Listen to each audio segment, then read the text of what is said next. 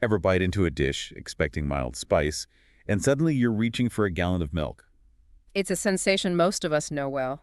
Yeah, we've all been there. And it's all thanks to the mighty chili pepper, the star of today's deep dive. What's fascinating is how this one plant, the chili pepper, has had such a massive impact on cultures and cuisines around the world. We're going beyond just hot sauce, though. You sent over a whole stack of research on this, basically a mini Wikipedia deep dive on chili peppers. I had no idea just how much there was to learn. Right.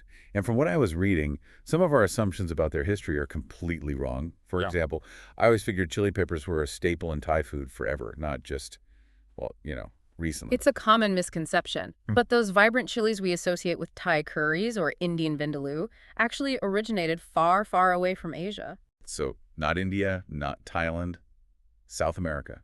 That's pretty surprising. Their story begins in the Americas, with South America, especially places like Peru and Bolivia, being home to the greatest diversity of pepper species. Exactly. Think about those early explorers encountering these plants for the first time. The vibrant colors, the unique aromas, and of course, that unexpected heat. Talk about a sensory experience. And this encounter, as you can imagine, played a pivotal role in how chili peppers spread across the globe. Essentially, it was this massive exchange of goods, plants, animals, even diseases between the Americas and the rest of the world following Columbus's voyages. You're talking about the Columbian Exchange, right? I remember that from history class, but a little fuzzy on the details. It was a period of huge cultural and biological exchange, and the chili pepper was right there in the thick of it. So, tucked away in those ships alongside spices and treasures were these little peppers that would eventually set the world on fire, so to speak. Exactly. And what's even more interesting is that by the time Europeans encountered chili peppers, these plants were already deeply ingrained in the cultures and agriculture of the Americas. We're talking thousands of years of history here. Imagine ancient civilizations using these peppers in their cooking, their medicine, their ceremonies. It's mind-blowing how something we might take for granted today has this whole other layer of history. It really highlights how interconnected our world is and how a single plant can become woven into the fabric of so many different societies. And speaking of variety, when you were prepping for this deep dive, did you realize there are actually 5 domesticated species of chili peppers? 5. Wow, I had no idea. Yeah. I just thought there were, like, a lot of different types. And within each of those species are countless varieties and cultivars. That's how we get everything from the relatively mild poblano, which is often roasted and stuffed, to the scorching habanero, a staple in Caribbean hot sauces. It's amazing how much diversity there is, all stemming from the same genus, capsicum. But there's one thing they all have in common, right? That signature heat. So let's talk about the science behind the burn.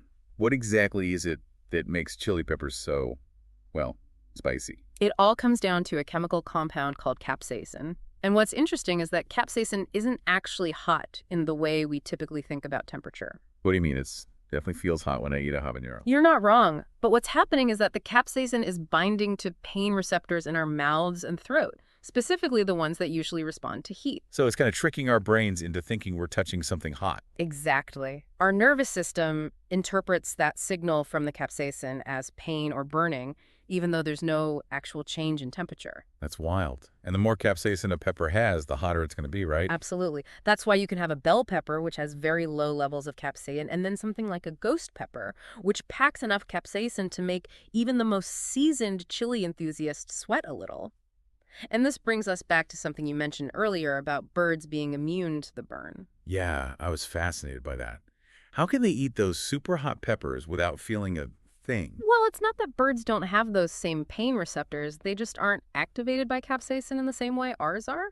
Their biology is a bit different. So it's like a built-in evolutionary advantage. They can enjoy all the tasty pepper fruits without the pain. Exactly. And it actually benefits the chili peppers, too. Birds help disperse the seeds, so it's a win-win situation. It's amazing how these things evolve, isn't it? Speaking of evolution, I guess you could say that chili peppers have definitely evolved to conquer the culinary world. I mean, they're everywhere. You're right. They've become a staple ingredient in cuisines all over the globe. And I think what makes them so special is that they're not just about heat. They add layers of flavor and complexity to dishes. It's true. Think about smoky chipotles in adobo sauce, adding depth to Mexican cuisine. Or the fruity habaneros that bring their own unique kick to Caribbean jerk seasoning. And we can't forget about the gochugaru, those Korean chili flakes that add a slow burn and a hint of sweetness to everything from kimchi to stews. It's incredible how versatile they are. You can use them fresh, dried, smoked, grounded to powders. The possibilities are endless. And what's really interesting is that this culinary versatility actually goes hand in hand with another surprising use for chili peppers. Okay, you've got to give me a hint here. We've talked about chili peppers in history, in the lab, in the kitchen.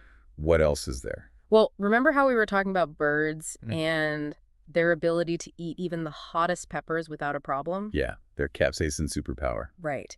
Turns out humans have found a way to use that same principle for a very specific and surprising purpose. Okay. Elephant deterrence. Wait, really?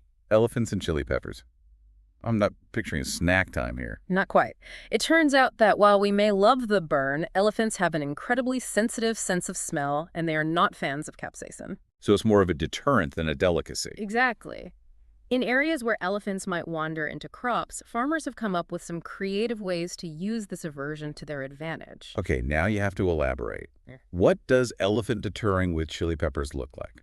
One method is using what's known as a chili dung bomb. A dung bomb. That's exactly what it sounds like, isn't it? It is. It's a mixture of dung and, you guessed it, chili peppers. So not only is it probably pretty unpleasant to encounter in general, but then you add the chili pepper factor for those elephants with sensitive noses. It's surprisingly effective. The strong odor is a deterrent, and then the irritating effect of the capsaicin reinforces that this is not a place they want to be. Wow, that's incredible. Yeah. So we've gone from spicing up our food to keeping elephants out of the fields, all thanks to the power of the chili pepper. And it highlights a really important point. Understanding a plant's biology, even something we think we know well, can open up these unexpected solutions. It makes you appreciate the ingenuity of people who figured this out and the power of observing nature. It's a good reminder that we can learn so much from the world around us if we just pay attention. Well, on that note, we've covered a lot of ground in this chili pepper deep dive. We've gone from ancient origins to modern science, explored their cultural significance, and even their role in wildlife conservation. Is there anything that stood out to you as particularly surprising or insightful? Honestly, it's the sheer versatility of the chili pepper that gets me every time. This one plant has the power to enhance flavor, add depth to cuisines around the world, and even help us coexist with wildlife. It really makes you appreciate the interconnectedness of nature and human culture. It's a good reminder to never underestimate the power of a pepper. And hey, before we sign off, I've got one last fact for you. Did you know that chili, and chili are all correct spellings? I did not know that. It just goes to show how this one plant has traveled the globe, leaving its mark on language as much as on our taste buds. So, next time you spice up your meal, take a moment to appreciate the fascinating journey of the chili pepper. From ancient spice routes to modern-day kitchens, it's a story that's still being written. Thanks for joining us on this deep dive, and until next time, stay curious.